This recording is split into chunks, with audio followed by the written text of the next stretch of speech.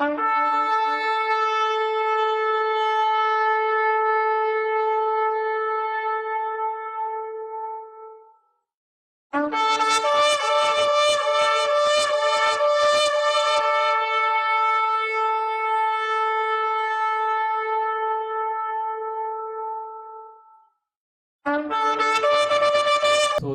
சோதரம் சோதரம் சோதரம் சோதரம் சோதரம் சோதரம் சோதரம் ஹல்லேலூயா.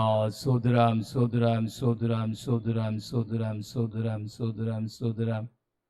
நன்றி ஆண்டவரே. ஸ்தோத்திரம் ஸ்தோத்திரம் ஸ்தோத்திரம் ஸ்தோத்திரம் ஸ்தோத்திரம் ஸ்தோத்திரம். கிறிஸ்துவுக்குள் பிரியமானவர்களே, இந்த காணொளி மூலமாக இந்த நாளிலே உங்களை சந்திப்பதிலே அதிக மகிழ்ச்சி அடைகிறேன். ஜாய் டிவி மூலமாக இந்த நிகழ்ச்சியை பார்க்கும்படியாக ஆயத்தமாகி கடந்து வந்திருக்கிற உங்களையும் ஆண்டவராகிய இயேசு கிறிஸ்துவின் நாமத்தினாலே வாழ்த்துகிறேன், வரவேற்கிறேன். கர்த்தருடைய கிருபையும் சமாதானமும் பெருகுவதாக. தேவனே உங்களை ஆசீர்வதித்து வழிநடத்துவாராக. ஆமென். இந்த நாளிலும் நாம் 2 கொரிந்தியர் புஸ்தகம் 9வது அதிகாரம் 8வது வசனத்திலிருந்து கடந்த முறை நாம் தேவனுடைய சத்தியத்தின் வெளிச்சத்திலிருந்து பார்த்தோம். அதனுடைய தொடர்ச்சியாக இந்த வாரமும் நாம் தேவனுடைய சத்திய வேத வசனத்தின் வெளிச்சத்திலிருந்து நாம் தேவனுடைய காரியங்களை கற்றுக்கொள்ளப் போகிறோம். அங்கே நாம் வாசிக்கும் பொழுது 2 கொரிந்தியர் 9:8 மேலும் நீங்கள் எல்லாவற்றிலும் எப்பொழுதும் சம்பூர்ண உடையவர்களாகவும் சகலவித நற்கிரியைகளிலும் பெருவர்களாக இருக்கும்படியாக தேவன் உங்களிடத்திலே சகலவித கிருபையையும் பெருகச் செய்ய வல்லவராக இருக்கிறார் என்று சொல்லி பார்க்கிறோம். இந்த நாளிலே ஆண்டவர் பெருகச் செய்ய வல்லவராய் இருக்கிற தேவன் என்கிற தலைப்பின் கீழாக நாம் தேவனுடைய வசனத்திலிருந்து நாம் ஆராய்ந்து அவருடைய வெளிச்சத்திலிருந்து கற்றுக்கொண்டு வருகிறோம். இந்த நாளிலே அவர் ரட்சிப்பை பெருகச் செய்ய வல்லவராக இருக்கிறார். நம்முடைய வாழ்க்கையில ஆண்டவர் தருகிறதான அந்த ரட்சிப்பை அவர் பெருகச் செய்ய வல்லவராக இருக்கிறார் என்கிற தலைப்பின் கீழாக இந்த நாளிலே நாம் வேத வசனத்திலிருந்து கற்றுக்கொள்ளப் போகிறோம். தீத்துவின் புஸ்தகம் 2வது அதிகாரம் 11வது வசனம். அங்கே நாம் பார்க்கும் பொழுது, ஏனெனில் எல்லா மனுஷருக்கும் ரட்சிப்பை அளிக்கத்தக்க தேவ கிருபையானது பிரசன்னமாகி என்று சொல்லி பார்க்கிறோம். எல்லா மனுஷருக்கும் ரட்சிப்பை அளிக்கத்தக்க தேவ கிருபையானது பிரசன்னமாகி என்று சொல்லி நாம் பார்க்கிறோம். கிறிஸ்துவுக்குள் பிரியமான தேவனுடைய ஜனங்களே, ஒரு மனுடைய வாழ்க்கையிலே அவன் பெற்றுக்கொள்ளக்கூடியதான சிறந்த ஆசீர்வாதம், சிறந்த பரிசு, சிறந்த நன்மையான ஈவு தேவன் அருளி செய்கிற ரட்சிப்பு, தேவன் அருளி செய்கிற பாவ மன்னிப்பின் நிச்சயம், தேவன் அருளி செய்கிற நித்திய ஜீவ வாழ்க்கை. உலகத்திலே நாம் எதை சம்பாதித்தாலும், எதை ஆதாயப்படுத்தினாலும், எதை நாம் சுதந்திரித்து கொண்டாலும், நம்முடைய வாழ்க்கையிலே தேவன் அருளி செய்கிற அந்த ரட்சிப்பு நம்முடைய வாழ்க்கையிலே காணாமல் போகுமானால், இல்லாமல் போகுமானால், அதை பெற்றுக்கொள்ளாமல் இருப்போமானால் நம்முடைய வாழ்க்கை நஷ்டப்பட்டு போகும் என்று சொல்லி வேத வசனத்திலிருந்து நாம் அறிந்து கொள்கிறோம். ஆகவே விலையேறப்பட்டதான ரட்சிப்பை தேவன் பெருக செய்ய வல்லவராக இருக்கிறார் என்கிறதான தலைப்பின் கீழாக இந்த நாளிலே கற்றுக்கொள்ளப் போகிறோம். எபேசியர் 2ஆம் அதிகாரம் 8வது வசனத்திலே இப்படியாக நாம் வாசிக்கிறோம், கிருபையினாலே விசுவாசத்தை கொண்டு ரட்சிக்கப்பட்டீர்கள், இது உங்களாலே உண்டானது அல்ல, இது தேவனுடைய ஈவு என்று சொல்லி பார்க்கிறோம். அவர் நமக்கு ஈவாக இலவசமாக பரிசாக கொடுக்கிறதான அந்த ரட்சிப்பு நம்முடைய வாழ்க்கையிலே விலையேறப்பட்டதாக இருக்கிறது. என்னுடைய வாழ்க்கையிலும் ஆண்டவராகிய இயேசு கிறிஸ்துவை அறியாததான ஒரு பின்னணியிலே பிறந்து வளர்ந்த ஒரு மனிதனாக தான் காணப்பட்டேன். என்னுடைய வாழ்க்கையிலே எனக்கும் ஆண்டவராகிய இயேசு கிறிஸ்துவுக்கும் சம்பந்தமில்லாத ஒரு பின்னணியை உடைய மனிதன் தான் நான். என்னுடைய வாழ்க்கையிலே 21ஆம் வயதிலே ஆண்டவராகிய இயேசு கிறிஸ்து என்னை தேடி வந்து அவருடைய வல்லமையை வெளிப்படுத்தி மரணப்படுக்கையிலிருந்து என்னை விடுதலை செய்து என்னை ரட்சித்தார் என்று சொல்லி இந்த நாளிலே உங்களோடு கூட நான் பகிர்ந்து கொள்ள ஆசைப்படுகிறேன்.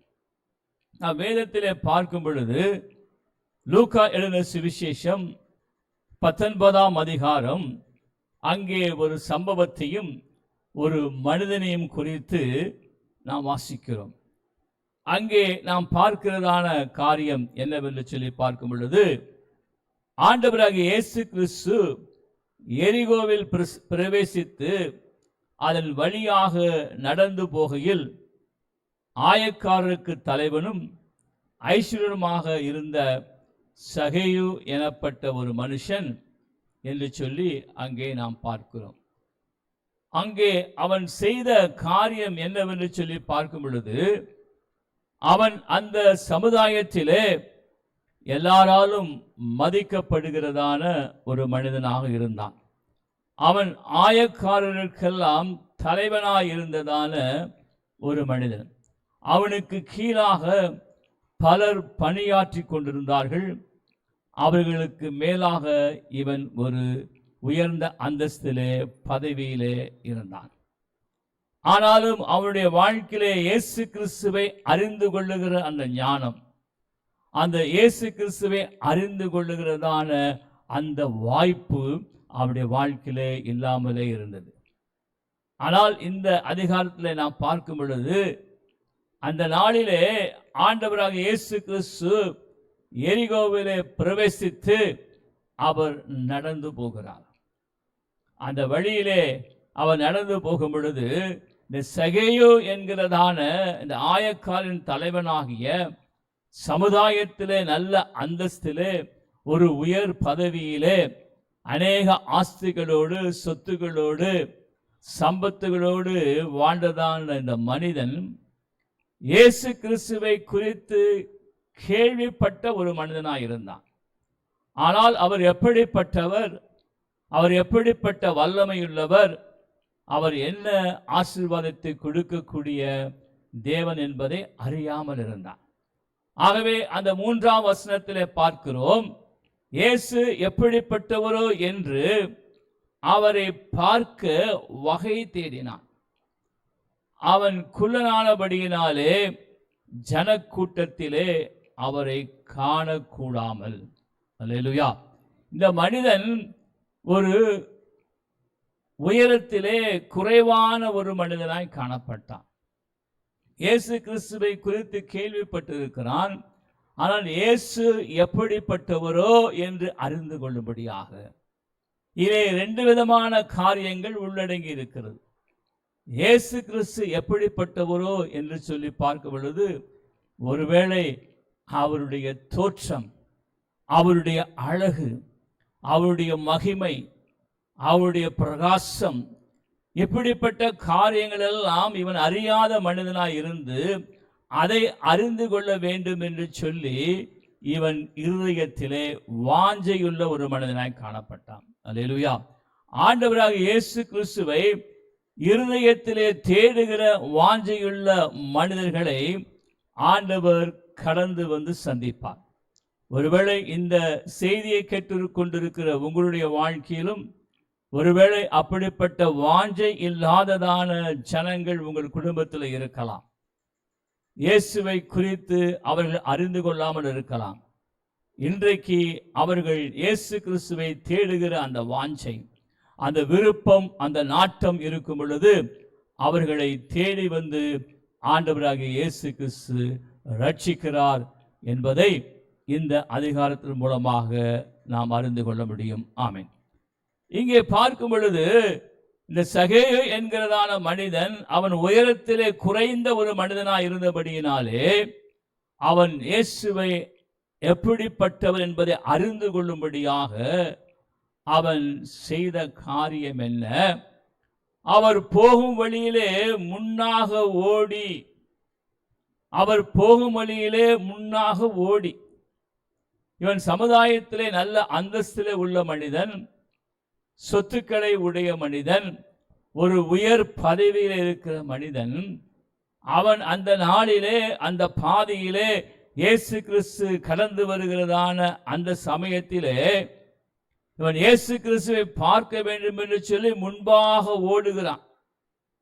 வழக்கமாக நாம் எல்லா சமயத்திலும் ஓடுவது கிடையாது, நாம் நடந்துதான் செல்லுவோம்.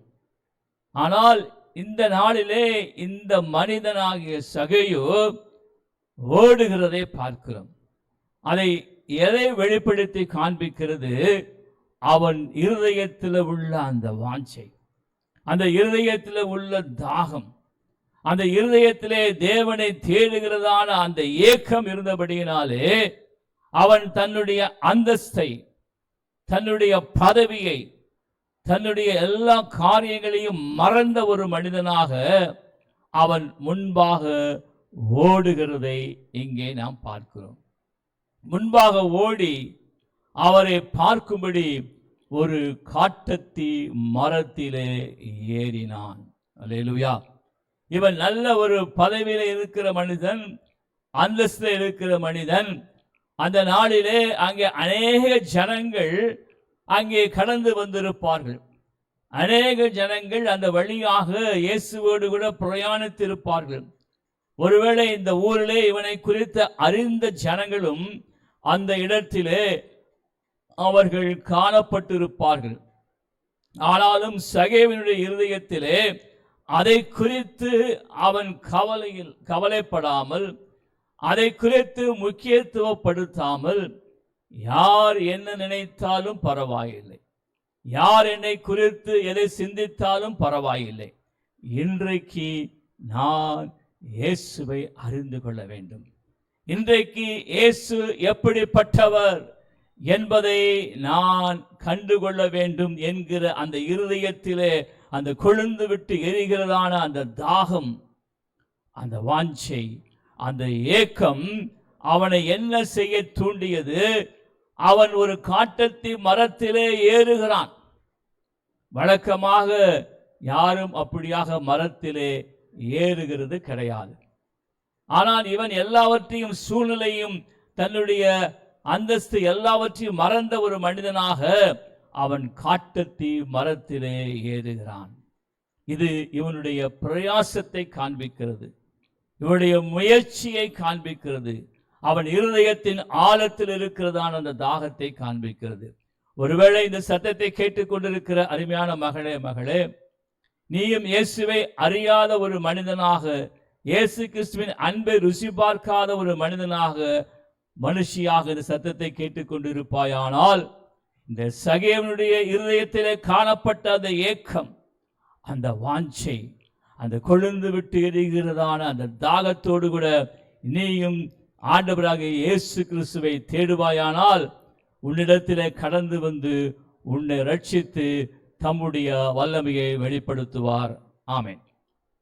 அங்கே பார்க்கும் பொழுது நாம் என்ன நடக்கிறது என்று சொல்லி பார்க்கும் பொழுது, இவன் காட்டத்தி மரத்திலே ஏறி அங்கே உட்கார்ந்து அமர்ந்திருக்கிறான்.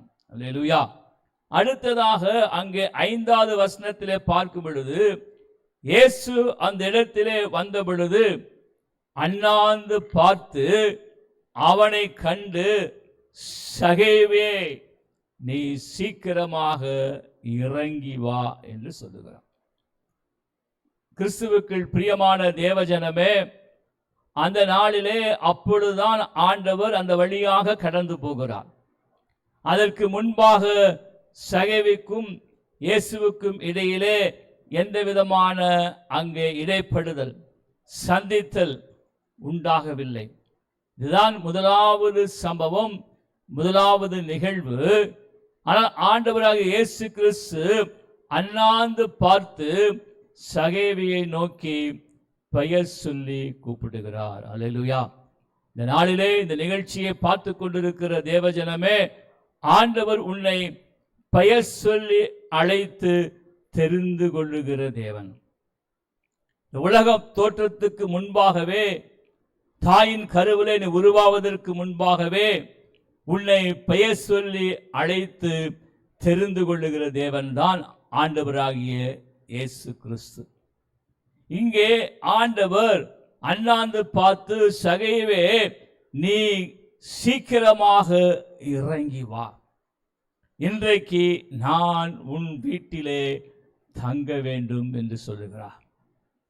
ஆண்டவருடைய ரட்சிப்பு, ஆண்டவருடைய வல்லமை அந்த நாளிலே சகேவனுடைய வாழ்க்கையிலே வெளிப்பட போகிறது. ஆண்டவராக இயேசு கிறிஸ்து சகேவையை துரிதப்படுத்துகிறார். சகேவே நீ சீக்கிரம் இறங்கி வா என்று சொல்லி, இந்த நாளிலும் இந்த சத்தத்தை கேட்டுக்கொண்டிருக்கிற தேவஜனமே, உன்னுடைய வாழ்க்கையிலே தேவ வல்லமை வெளிப்படும்படியாக, தேவனுடைய மகிமை வெளிப்படும்படியாக, தேவனுடைய அற்புதங்களை செய்கிறதான அவருடைய வல்லமை விளங்கும்படியாக உன்னை துரிதப்படுத்தி ஆண்டவர் அழைக்கிறார். நீ விசுவாசித்தால் தேவனுடைய மகிமையை இந்த வேளையிலே நீ காண்பாய். ஆமென். இங்கே ஆண்டவராக இயேசு கிறிஸ்து சகேவை பார்த்து சொல்லுகிறார், நீ சீக்கிரமாக இறங்கி வா, இன்றைக்கு நான் உன் வீட்டிலே தங்க வேண்டும் என்று சொல்லுகிறார். உடனடியாக நடக்கிற காரியம் என்ன? சகேவும் அங்கே சீக்கிரமாக இறங்கி, அல்லேலூயா. சிலருடைய வாழ்க்கையிலே தேவனுடைய அழைப்பு கடந்து வரும் பொழுது, தேவனுடைய சத்தம் கடந்து வரும் பொழுது, தேவனுடைய வார்த்தை கடந்து வரும் பொழுது, அவர்கள் துரிதமாக செயல்படுவதற்கு தங்களுடைய வாழ்க்கையிலே அவர்கள் தவறி விடுகிறார்கள்.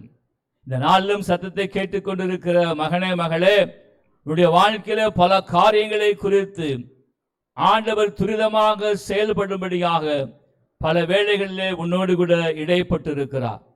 ஆனாலும் நீ அதை அசட்டை பண்ணின ஒரு மகனாக, மகளாக, அதற்கு முக்கியத்துவம் கொடுக்காத ஒரு மகனாக, மகளாக நீ இருந்திருப்பாய். இந்த நாளிலே தேவனுடைய சத்தம் உனக்கு நேராக கடந்து வருகிறது. அன்றைக்கு சகேயு எப்படி சீக்கிரமாக இறங்கி கடந்து போனது போல, நீயும் தேவனுடைய சத்தத்திற்கு, தேவனுடைய வார்த்தைக்கு இணங்கி கீழ்ப்படிந்து நீ சீக்கிரமாக ஆண்டவருடைய வார்த்தையை நிறைவேற்றும்படியாக நீ கடந்து வா என்று சொல்லி கர்த்தருடைய ஆவியானவர் உனக்கு சொல்லுகிறார். ஆமென். அங்கே தொடர்ச்சியாக பார்க்கும் பொழுது, அந்த தேவனுடைய சத்தத்தை கேட்டவுடனே, தேவனுடைய வார்த்தையை கேட்டவுடனே சகேவுக்குள்ளாக இருந்து ஒரு சந்தோஷம் பொங்குகிறது. அல்லேலூயா. ஆமென். நம்முடைய வாழ்க்கையில ஆண்டவராக இயேசு கிறிஸ்துவினுடைய அழைப்பு கடந்து வரும் பொழுது, அவருடைய சத்தத்தை கேட்கும் பொழுது, அவருடைய வார்த்தையை கேட்கும் பொழுது, நம்முடைய வாழ்க்கையிலே சந்தோஷம் உண்டாகிறது. இதனால் இந்த காலை வேளையிலே சத்தத்தை கேட்டுக்கொண்டிருக்கிற சகோதரனே, சகோதரியே, உன்னுடைய வாழ்க்கையிலே மனதுக்கத்தோடு கூட, மனவேதனையோடு கூட, மிகுந்த வலியோடு கூட உன் வாழ்க்கை கடந்து போய் கொண்டிருக்கிறதா? இன்றைக்கு தேவனுடைய சத்தம் உனக்கு நேராய் கடந்து வருகிறது. தேவனுடைய வார்த்தை உனக்கு நேராய் கடந்து வருகிறது. உன்னுடைய துக்கத்தை சந்தோஷமாக மாற்றும்படியாக, உன்னுடைய வேதனையை மகிழ்ச்சியாக மாற்றும்படியாக, உன்னுடைய எல்லா பாடுகளிலும் உபத்திரவங்களிலும் தேவனுடைய கிருபை வெளிப்படும்படியாக ஆண்டவர் உன்னை இந்த நாளிலே சந்திக்கிறார். ஆமென். இங்கே பார்க்கும் பொழுது, அங்கே சகேயு சந்தோஷத்தோடு அவரை அழைத்து கொண்டு போனான். அல்லேலூயா. சந்தோஷத்தோடு கூட அழைத்து கொண்டு போனான். அநேக ஜனங்களுக்கு தேவனுடைய சத்தம் கேட்டாலும், தேவனுடைய வார்த்தை வெளிப்பட்டாலும், தேவனுடைய காரியங்களை அறிந்து கொள்ளும்படியாக அவர்களுக்கு வாய்ப்பு கொடுக்கப்பட்டாலும், அவர்கள் தேவனை தங்களுடைய வாழ்க்கையிலே வரும்படியாக அழைத்து கொள்வது கிடையாது. ஆண்டவர் ஒவ்வொரு மனிதனுக்கும் பல சமயங்களிலே பலவிதமான வாய்ப்புகளை அவர் கொடுக்கிறார். ஆனால் ஜனங்கள் அநேகர் அந்த வாய்ப்புகளை தங்களுடைய வாழ்க்கையிலே தவறு விட்டு விடுகிறார்கள். ஒருவேளை இந்த நாள் காலை வேளையிலே உன்னுடைய வாழ்க்கையிலே தேவன் கொடுத்த வாய்ப்பை பல விஷயங்களிலே, பல சந்தர்ப்பங்களிலே நீ தவறு விட்டு இருப்பாயானால், ஆண்டவராகிய தேவன் இன்றைக்கு மீண்டுமாக ஒரு வாய்ப்பை உனக்கு தருகிறார். உன்னை ஆசீர்வதிக்கும்படியாக, உன்னை ரட்சிக்கும்படியாக, உன்னை மீட்கும்படியாக ஆண்டவராகிய இயேசு கிறிஸ்து இன்றைக்கு மீண்டுமாய் ஒரு வாய்ப்பை தருகிறார். ஆமென். இங்கே பார்க்கும் பொழுது அவரை அழைத்து கொண்டு போனான். அதை கண்ட யாவரும் இவர் பாவியான மனுஷனிடத்திலே தங்கும்படி போனார் என்று முறுமுறுத்தார்கள். அல்லேலூயா. நம்முடைய வாழ்க்கையிலே ஆண்டவராகிய இயேசு கிறிஸ்துவினுடைய ராஜ்யத்தினுடைய பிரஜையாக மாறும்படிக்கு, அவருடைய ராஜ்யத்தின் புத்திரராக மாறும்படிக்கு, அவருடைய சொந்த பிள்ளைகளாக மாறும்படிக்கு நாம் கடந்து வரும் பொழுது, நம்முடைய வாழ்க்கையை ஒப்பு கொடுக்கும் பொழுது, தேவனை பின்பற்ற நீங்கள் தீர்மானம் செய்து அதிலே கடந்து வரும் பொழுது, அநேக ஜனங்கள், உங்களை சுற்றி இருக்கிற உறவினர்கள், நண்பர்கள் பலர் முறுமுறுப்பார்கள். இவனுக்கு எதற்கு இந்த வேலை? இவன் நன்றாக தானே இருந்தான், ஏனென்று திடீரென்று இப்படிப்பட்ட காரியத்திற்குள்ளாய் இவன் கடந்து போகிறான் என்று சொல்லி பல காரியங்களை சொல்லி அவர்கள் முறுமுறுப்பார்கள். உங்களுக்கு தடையை கொண்டு வரும்படியாக பலவிதமான எதிர்மறையான வார்த்தைகளை பேசுவார்கள். ஏனென்றால் பிசாசானவன் அவன் ஜனங்களை தேவனிடத்திலே கிட்டி சேரும்படியாக அவன் விடுகிறது கிடையாது. தேவனை அறிந்து கொள்ள முடியாதபடிக்கு ஜனங்களுடைய கண்களை குருடாக்கி வைத்து அவன் ஜனங்களை நித்திய ஆக்கினைக்கு நேராக நடத்தி கொண்டு போகிறதிலே அவன் தீவிரமாக செயல்படுகிறவன். ஆகவே இந்த இடத்துல நாம் பார்க்கும் பொழுது அங்கே இருக்கிற ஜனங்கள் அதை குறித்து பேசி அங்கே முறுமுறுக்கிறதை பார்க்கிறோம். ஆனால் அங்கே என்ன நடக்கிறது? சகேயு நின்று கர்த்தரை நோக்கி ஆண்டவரே என்று சொல்லுகிறான். அல்லேலூயா. சகேயு நின்று ஆண்டவரை நோக்கி பார்த்து ஆண்டவரே என்று சொல்லுகிறான். கிறிஸ்துவுக்கு பிரியமான தேவஜனமே, இங்கே சகேயு தேவனை நோக்கி, இயேசு கிறிஸ்துவை நோக்கி ஆண்டவரே என்று சொல்லி அழைக்கிறான். இவன் ஒரு ஆளுகை செய்கிற மனிதன், பலரை அதிகாரம் செய்கிற மனிதன், உயர் பதவியில் இருக்கிற மனிதன். ஆனால் இந்த சம்பவத்திலே, இந்த இடத்திலே அவன் இயேசு கிறிஸ்துவை நோக்கி ஆண்டவரே என்று சொல்லி அழைக்கிறான். அவன் இங்கே இயேசு கிறிஸ்துனுடைய தேவத்துவத்தை, இயேசு கிறிஸ்துனுடைய தேவனுடைய குமாரன் என்கிறதை அவன் அறிந்து கொள்ளும்படியாக அவனுடைய மனக்கண்கள் திறக்கப்படுகிறது. ஹல்லேலூயா. அதுவரைக்கும், இந்த சம்பவம் நடக்கிற வரைக்கும் இயேசு கிறிஸ்துவை அறியாத ஒரு மனிதனாகவே சகேயு காணப்பட்டான்.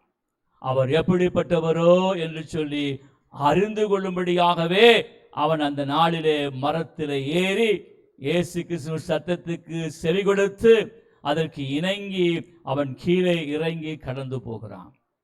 இந்த இடத்திலே அவன் இயேசு கிறிஸ்து மனுஷகுமாரன், தேவகுமாரன், அவர் ஆண்டவர் என்கிறதை அவன் தன் இருதயத்திலே அறிந்து கொள்ளும்படியாக அவனுடைய இருதய கதவுகளே, அவன் மனக்கண்களே ஆண்டவர் திறக்கிறபடியினாலே, பரிசுத்த ஆவியானுடைய வல்லமையினாலே அங்கே கிரியை நடப்பிக்கிறபடியினாலே அவன் ஆண்டவரை பார்த்து, இயேசு கிறிஸ்துவை பார்த்து ஆண்டவரே என்று சொல்லுகிறான்.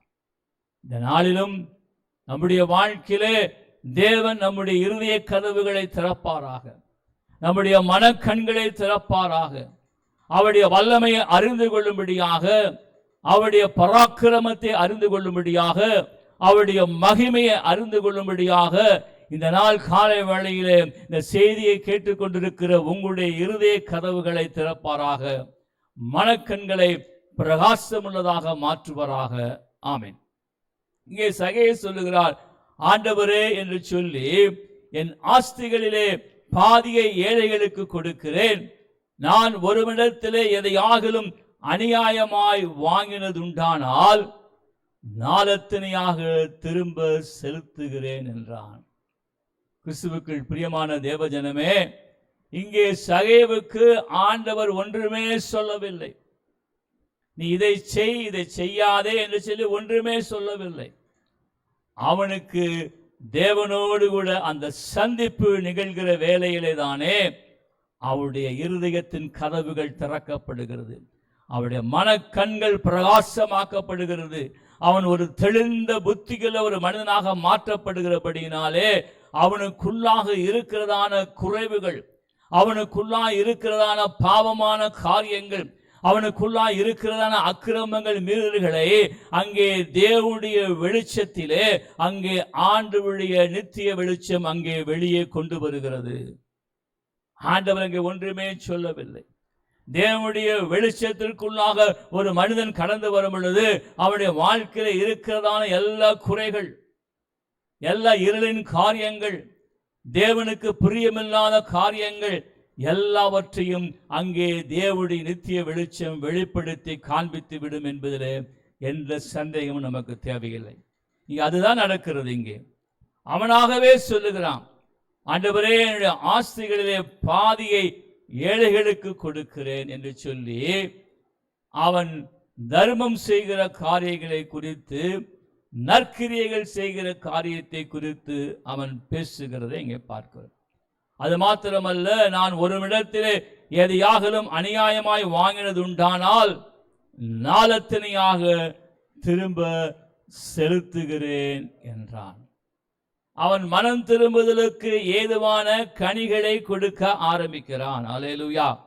இங்க ஆண்டவரோடு சந்திப்பு நிகழ்ந்தவுடனே அவனுடைய குறைகள், அவனுடைய குற்றங்கள், மீறுதல்கள், பாவங்களை குறித்ததான உணர்வு அவனுக்கு கொடுக்கப்பட்டபடியினாலே, தேவ ஆவியானவராலே உணர்த்தப்பட்டபடியினாலே அவனாகவே எல்லாவற்றையும் அறிக்கை செய்து சொல்லுகிறது மாத்திரமல்ல, அந்த மனம் திரும்புதலுக்கு ஏதுவான கனிகளை வெளிப்படுத்த துவங்குகிறான்.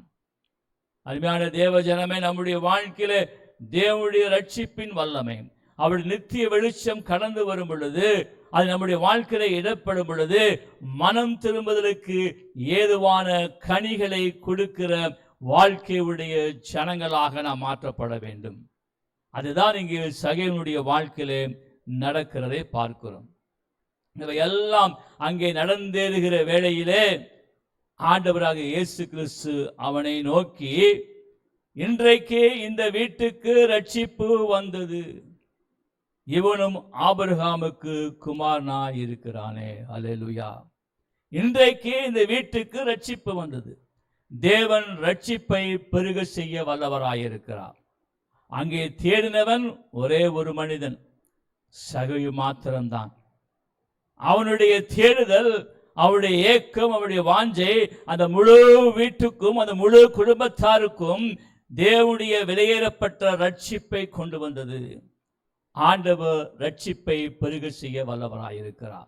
நாள் காலை வேளையிலும் உங்களுடைய வாழ்க்கையில், உங்கள் குடும்பத்திலே இன்னும் இயேசு கிறிஸ்துவின் அன்பை ருசி பார்க்காத ஜனங்கள், நித்திய ஜீவனை பெற்றுக்கொள்ளாத ஜனங்கள் காணப்படுவார்களானால், இந்த நாள் காலை வேளையிலே அவர்களையும் சந்தித்து, அவர்களை விடுதலை செய்து, அவர்கள் ரட்சித்து ரட்சிப்பை பெருக செய்ய வல்லவராயிருக்கிற தேவன் ஆண்டவராய் இயேசு கிறிஸ்து. கண்களை மூடி நாம் ஜெபிப்போம். தகப்பனே, உம்முடைய வார்த்தைக்காக நன்றி ஆண்டவரே. ரட்சிப்பை பெருக செய்கிற தேவன், ரட்சிப்பை பெருக செய்கிற தேவன், விசுவாசத்தை கொண்டு ரட்சிக்கப்பட்டீர்களே, இது உங்களாலே உண்டானதல்ல, இது தேவனுடைய ஈவு. லூக்கான சுவிசேஷம் 19ஆம் அதிகாரத்திலே பார்த்ததான அந்த மனுஷனாகிய சகேயுனுடைய வாழ்க்கையில அவனுடைய தேடுதல், அவனுடைய இருதயத்தின் ஏக்கம், அவனுடைய வாஞ்சை, அவனுடைய தாகத்தினாலே அவனுக்கு மாத்திரமல்ல, அந்த முழு குடும்பத்திற்கும் உம்முடைய வெளியேறப்பட்ட ரட்சிப்பை கட்டளையிட்டீரே.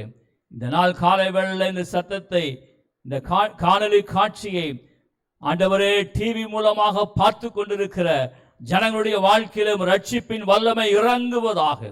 ஆண்டவரே, ஒவ்வொரு குடும்பங்களிலும் இன்னும் இயேசு கிறிஸ்துவின் அன்பை ருசி பார்க்காத ஜனங்களுடைய வாழ்க்கையில தேவ அன்பினாலே அவர்களை மீட்டெடுக்கும்படியாக தகப்பனே நீர் இறங்கும் ஆண்டவரே. இறங்குகிற தேவனாலே எல்லாம் ஆகும் என்ற வார்த்தையின் பிரகாரம் ஒவ்வொரு மேலும் தகப்பனே உம்முடைய சிலுவையில் சிந்தின வெளியேறப்பட்ட ரத்தம் தாமே மீட்பை உண்டாக்கும்படியாக செபிக்கிறோம் ஆண்டவரே. ஒவ்வொருவரும் ஆண்டவரே மனம் திரும்புவதற்கு ஏதுவான கனிகளை கொடுக்க, நித்திய ஜீவனுக்கு பங்குள்ளவராய் மாற்றப்பட கர்த்தருடைய தயவும் கிருபையும் அனுக்கிரகமும் வெளிப்படுவதாக ஒவ்வொருவரையும் பெயர் பெற ஆசீர்வதிக்கிறோம். இயேசு கிறிஸ்துவின் ஜீவனுள்ள நாமத்தினாலே வேண்டுகிறோம் நல்ல தகப்பனே. ஆமேன், ஆமேன். மீண்டுமாக அடுத்த வாரம் சந்திப்போம். God bless you. Thank you. நன்றி. ஆண்டவராகிய இயேசு கிறிஸ்துவின் ஈடு இணையில்லா நாமத்தினாலே உங்கள் ஒவ்வொருவரையும் நான் வாழ்த்துகிறேன். தேவனுடைய கிருபையும் சமாதானமும் உங்கள் ஒவ்வொரு மேல் தங்கியிருப்பதாக. நான் பாஸ்டர் குணசேகரன், ஷகினா குளோரி தீர்க்கதரிசன சபை, வேளச்சேரி, சென்னை 42. நாங்கள் புதிய எண் 10, பழைய எண் 16, மர்ஃபிதாஸ் ரோட், டாக்டர் சீதாபதி நகர், வேளச்சேரி, சென்னை 42 இந்த இடத்திலே தேவனுடைய ஊழியத்தை பல வருடங்களாக நாங்கள் செய்து கொண்டு வருகிறோம். எங்களுடைய சபையிலே ஒவ்வொரு மாதமும் 2வது மற்றும் 4வது சனிக்கிழமை காலை 11 மணி முதல் சுகமளிக்கும் விடுதலையின் ஆசீர்வாத உபவாச ஜப கூட்டங்கள் நடைபெற்று கொண்டு வருகிறது.